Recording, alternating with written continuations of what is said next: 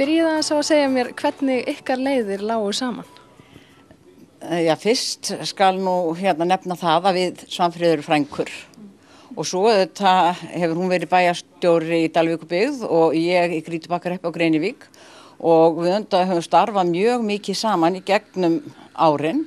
Stundum höfum við sagt að við værum svona útverðir Eyjafjarðar, að vísu er þetta fjallabyggð fyrir norðan Svanfríði en við svona horfðust á yfir fjörðinn og eigum þetta mjög margt sameiginlegt og þessi sveitarfélög eiga mikið sameiginlegt. Dalvíkurbyggð og Grýtubakkarhreppur byggja á sjávarútvegi og þar er landbúnaður líka. Og lá þetta beint við að fara að stofna þetta fyrirtæki saman? Nei, eiginlega ekki sko. Þetta byrjaði sem grín. Við Guðni vorum staddar á fundi hjá Eyþingi meðal margra kollega okkar. Við þá búin að ákveða að hætta. Og vorum svona grínast í því með það að það er nú huggulegt fyrir þá þegar við varum hættar að geta hóað í okkur og við myndum koma og þeir getur skellt við öxlina á okkur og við getum tekið óreiðu bunkan þeir og hjálpa þeim að sortera hann. Og þetta var bara sko góðu brandari, við vorum að fíblast með þetta.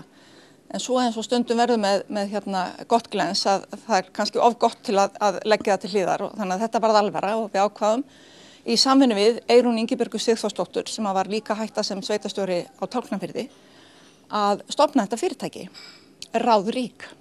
Og í hverju felst þessi ráðgjöf? Er það einna helst að þau geta grátið á öxlina á okkur? Nei, já, þetta er það mjög gott fyrir sérstaklega kallmenn að gráta á öxlina á okkur.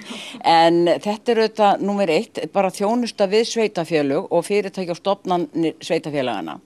Og við vitum það að það er mjög annarsamt starf að vera sveitarstjóri eða bæjarstjóri.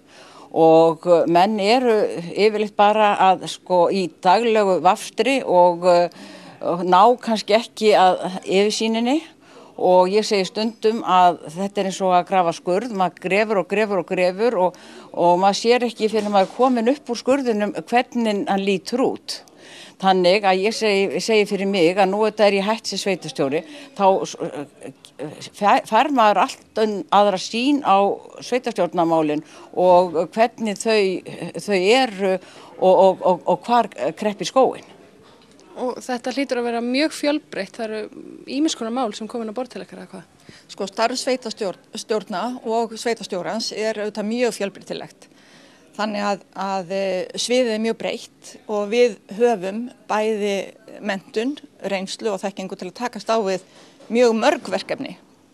Þannig að við erum tilbúna til þess að taka við ýmiss konar óskum verkefni þá eða samtöl og allt frá því að bara eiga gott samtal þá við sveitarstjóra eða forystumann úr sveitarstjórn þau verkefni sem liggja fyrir ef menn vilja ræða þau.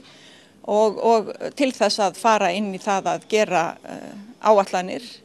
vinna áætlanir með sveitarstjórnum, jafnvel að leysa af í stjórnunarstöðum með þarf, af því að við teljum að reynsla okkar, hún ger okkur kleift að bjóða mjög breiða þjónustu og svo er það bara sveitarstjórnana og sveitarstjórnana í landinu og samstarfsstofnana þeirra að ákveða hvort að þeir vilja nýta sér þessa þekkingu og reynslu sem við höfum. Og finnið þið fyrir áhuga og velvilja í garð þessa fyrirtækis? Já, sannarlega. Okkur hefur tekið afar vel og mönnum finnst þetta mjög þarft og hafa einmitt bent á að það að fá þessar 3 konur með þessa miklu reynslu sem þær hafa, það hljóti að vera eftirsóknarvert fyrir þá sem að eru enn á vettvangi, eru að brasast í sveitarstjórnarmálunum frá degi til dags. Og miðað við þar móttöku sem við höfum fengið að þá þurfum við held ég ekki að kvíða framtíðinni. Nú eru þið hoknar af reynslu, getið þið ekki veitt ráðgjöf nánast hvað sem er? Má ekki leita til ykkar með eitthvað allt annað en sveitarstjórnarmál? Það má reyna. Sko við auðvitað beinum okkar ráðgjöf fyrst og fremst að sveitarstjórnum og samstarfsstofnunum þeirra en vissulega þá gætum við litið á fleiri verkefni og eins og þú segir, hoknar af reynslu og tilbúna til þess. Fyrirtækið heitir Ráðrík og það þýðir auðvitað það að við erum ríkar af ráðum og að gera að fólk hafi samband ef það er með einhver mál sem það telur að við getum komið og lagt gjörfu hönd að. Og svo auðvitað líka sko til dæmis eins og atvinnumál, við höfum allar komið mikið að atvinnumálum. Þannig að við gætum nú örugglega verið með góð ráð hvað þau varða, sérstaklega út á landsbyggðinni og byggða á atvinnumál sem auðvitað brenna á öllum sveitarstjórnum ekki síst út á landi. Og teljið það vera styrkleika að vera, eins og þið segið, 3 konur í þessu? Já, það allavega ekki síður að það séu 3 konur. Því að ég vil nú halda því fram og ég skil ekki alveg alltaf af hverju eru svona fáar konur til dæmis bæjarstjórar eða sveitastjórar í dag. Því að ég held að marganhátt þá eru þær betur hæfar í þetta starf heldur en kallarnir þó að þeir séu náttúrulega dásanlegir.